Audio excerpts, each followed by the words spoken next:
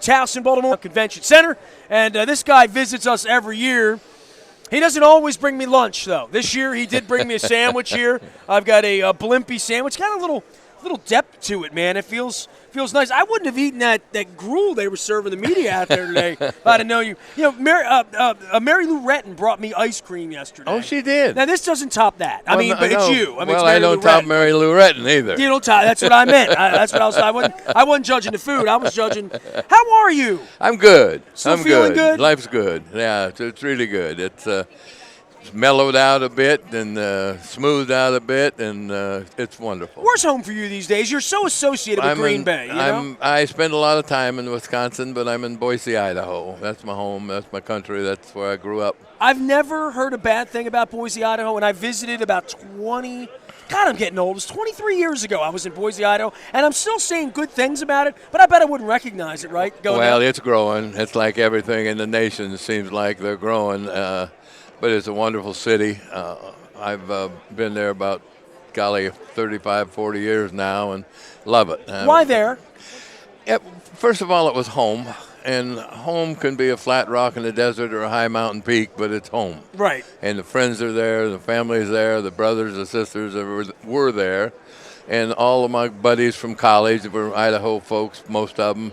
And my pals are Idaho guys now, so that's kind of home for me, and it's comfortable. Well, anytime you're being an ex-Packer, you got to get on a plane and go somewhere. But there are Packer fans everywhere, right? Yeah, there are. You found that out. Yeah, and I travel well. I'm easy loader. I'll get on that plane in a heartbeat and get me a handful of books. Now I got to have some reading material when I get on, but if I got plenty of reading material, I can go around the world and be comfortable. I'm flying to Australia next week, and people were like, "How do you do the flight?" I'm like, "You get a book." I mean, it's great having that. It's great having my phone off. God, my phone's on, my email's on, I'm on. It's nice to be off and just, if I want to watch a movie, take a nap. I mean, I'm not flying to play. My arms are going to hurt when I get there. For me, it's catch-up time. I have a handful of things I haven't read or financial stuff or things I need to do. Right. And I'm unhindered. And, I'm not bothered. I'm not. And they bring you drinks. You got a bathroom. You got to get out. Yeah. Fine. What more could you ask for? Yeah, that's what I got. That's what I'm thinking. Jerry Kramer's here. Of course, Super Bowl I and II. Every year I ask you this thing just keeps getting bigger and bigger and bigger and bigger and bigger. It does. You come every year. You love being an ex-Packer and part of what's left of the legend of this because it's been 51 years now, right? I have been in probably 12 or 15 different businesses, and most of them relatively successful. It allowed me to go on and do something else. And I asked myself one day, I said, what is this about? Why do you keep changing businesses? If you want to make some money, like I had some apartments that started with a 98 unit, a 128 unit, a 1250 unit, and my little self said, all you need to do is you've got a pattern, now repeat it, and end up with 10,000 apartments, you make a lot of money. I don't want to make a lot of money. Well, what do you want to do? I want to have fun. I want to enjoy the journey. I want to enjoy life. I want something interesting. I love this guy. Well, shut up and go about it then. If that's what you want to do it. So I've now got a couple projects that are just fascinating, and I'm involved in them, and I'm enjoying the hell out of them. Keeping you young? Keeping me interested, keeping my mind working, learning new things, understanding new areas, and it's always challenging to me to get into something new. I was into stem cells and clinical stuff here about 5, 6, 7 years ago, and they just ate it up. I just went nuts. Couldn't get enough material to read. What do people need to know about that?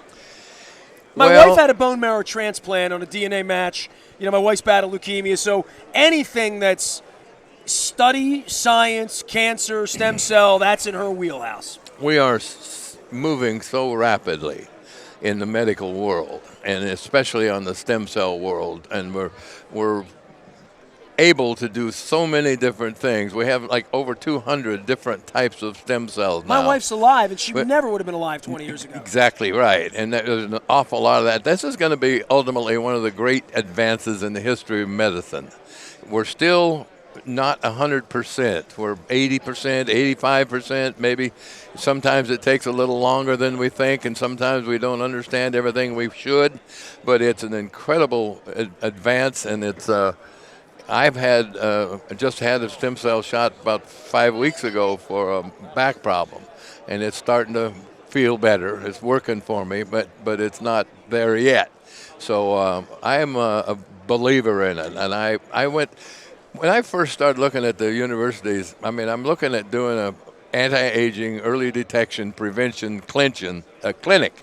So I go to Harvard, Stanford, Cal, MIT, and the University of Wisconsin.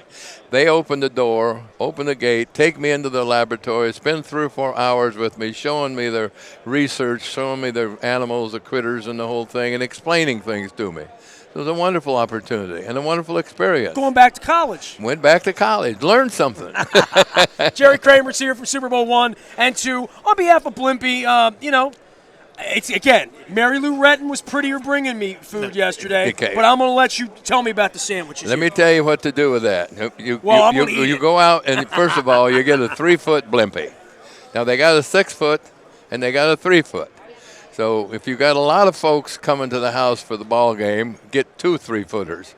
And your friends can cut off a 6-inch Blimpie or a 4-inch Blimpie or an 8-inch Blimpie or whatever they want. Mama can get the hell out of the kitchen and come watch the ball game with everybody, and everybody is happy. So Blimpie can star for you on Super Bowl Sunday. You know what's amazing? Everybody brags about their cooking, right, Luke? Like Thanksgiving, Christmas, what's on my tailgate. Super Bowl, nobody talks about cooking ever, right? Super Bowl's something where you go and buy something and plop it on the table. You know what I mean? Yep. Because you said get mom out of the kitchen. Yeah. I don't know anybody that makes a meal around the Super Bowl. I know people who make their own food, but there's no You're dinner. more apt to order out. I Christmas think, dinner is not the Super Bowl is a catered experience, not more pick at this and pick at this and it's wings. not like and putting pizza, the apron on and prepping a turkey or something. You know what I mean? You get a turkey, sub from Blimpie's or something like that, right? Hey, it was really great visiting with you. We tell Always so a many pleasure. stories Always about a pleasure. Lombardi and all that stuff, but boy, this Belichick character. Other than the fact that he's probably still cheating, I mean, because that's what I got to say. That's how I feel about it, because once cheater, always. I'm always skeptical, Jared, but this is, I don't want to say erasing Lombardi, because I don't erase it, but, someday there'll be a trophy named after this guy, maybe. Belichick and Tom are talking teammates, and they're talking teamwork, and they're talking love for one another, something that came out of my book and our feeling in Green Bay. So there are a lot of similarities there, and there's a lot of similarities for anyone who is an achiever, a doer, a builder, that person that wants to make a little progress in life, a leader. There's commitment, consistency, discipline, perseverance, tenacity, all those things are a part of every successful human being. So Belichick has done a hell of a job. There's no question about it. He's had a couple ups and downs, but by and large, he's done a hell of a job, and certainly Tom has been right there with him. And you got to admire them. They're a wonderful organization. They've had great success, but they didn't win 3 in a row yet. And the Green Bay Packers were the only team ever to win 3 consecutive titles. The Super Bowl 1 and 2 and the last NFL championship prior to Super Bowl 1. So when they win 3 in a row, call me and we'll talk. I love the way the old guys trash talk. I like that. Yeah, if I get the Miami Dolphins here, they'll smack it. Rocky Blyer will come over here. He'll tell you they're the best, But what we're seeing here is pretty good. Jerry, thanks for coming by. Jerry Kramer from Super Bowl 1 and 2, bringing me lunch. I don't eat mustard, but it's evil, yellow evil. But I'm going to eat the sandwich now. Thank you very much. Thank you. Always good to see you. Jerry Kramer joining us here on Radio Row is Super Bowl 51. Our coverage brought to you by our friends at BuyAToyota.com and our Audio Vault. You can also find us out on Facebook Live as well as our YouTube WNSTV channel. We are WNST.net, AM 1570 and WNST Towson, Baltimore. And we never stop talking Baltimore sports